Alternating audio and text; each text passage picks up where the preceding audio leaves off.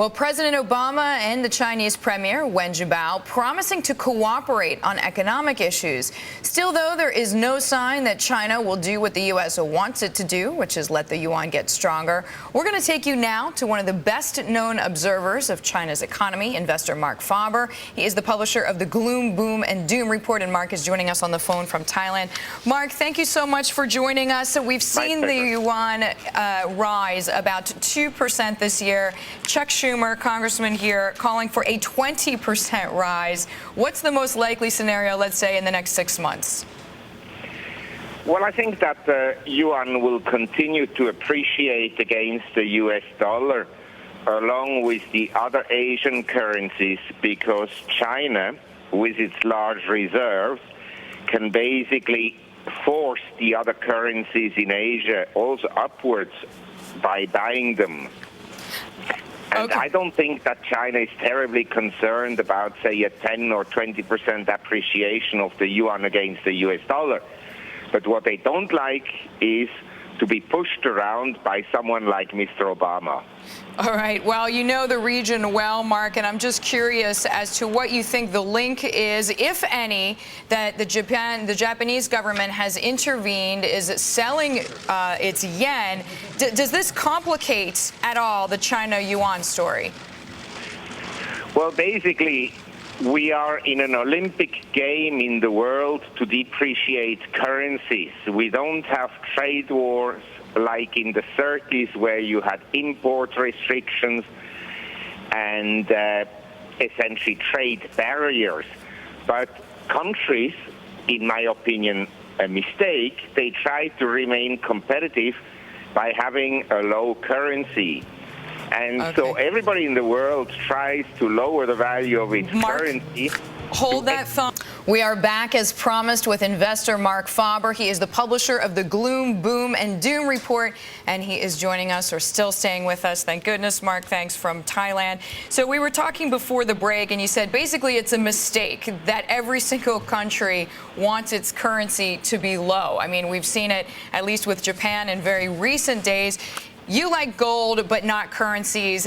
Tell me, though, which currency is the least ugliest pick in the room? Well, as I just indicated, I think the Asian currencies, including the Chinese yuan, will continue to appreciate. This year, the Malaysian ringgit is up 10%. The Thai baht is up almost 9%.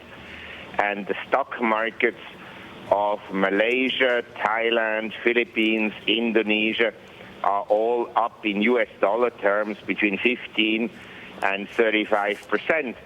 I think we live in a new world in which emerging economies will have a larger and larger share of world stock market capitalization. It's doubled in the last 10 years already and stands now at 22% of global stock market capitalization.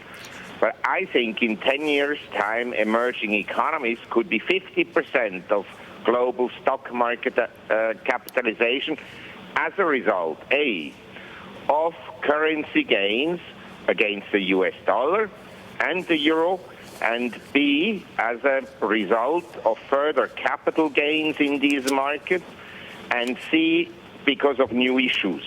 Yeah, we heard the first two factors are the most important. And we heard similar comments as well from the former World Bank president, Wolfensohn, on our air, the fact that he thinks that Asia will see 60% of global GDP, almost exactly what you said, by 2050. Where do you think... Well, I think it will be in 10 years' time. You think it's just going to be faster? So, Marc, with the idea that Asia is growing... Not because Asia grows faster than before, but because the U.S. will not grow. If you have the president's wife going around schools and telling people that instead of working, they should become community leaders. We already have a community leader running the country. One is enough. Yeah, what is enough? Well, speaking of the U.S. and its weakness, I know that you like gold because you're saying as long as Bernanke is in the Fed, that gold is just going to go higher. So I have to ask you, Marc, how high can gold go and by when?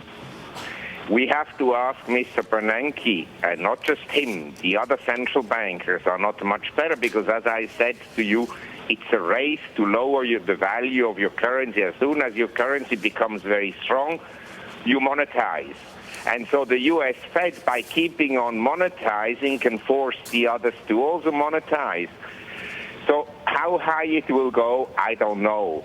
But I continue to advise every responsible citizen of this world to accumulate some gold and keep it as cash, because it's, along with silver, palladium, and platinum, the only sound currencies.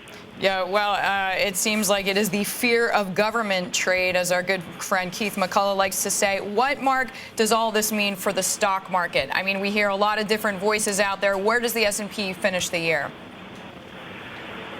Well, I think that we had a surprisingly strong September, given the negative views that prevailed at the end of August, with everybody talking about the Hindenburg omen and sentiment extremely negative, the worst since March 2009.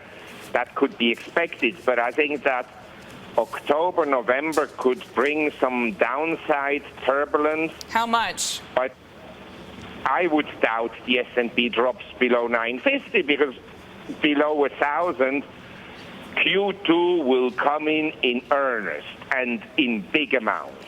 Okay. All right, Mark, we thank you as always for the time. Always glad to have your insight. Marc Faber joining us there on the phone from Thailand. He is the publisher of the Gloom, Boom, and Doom report.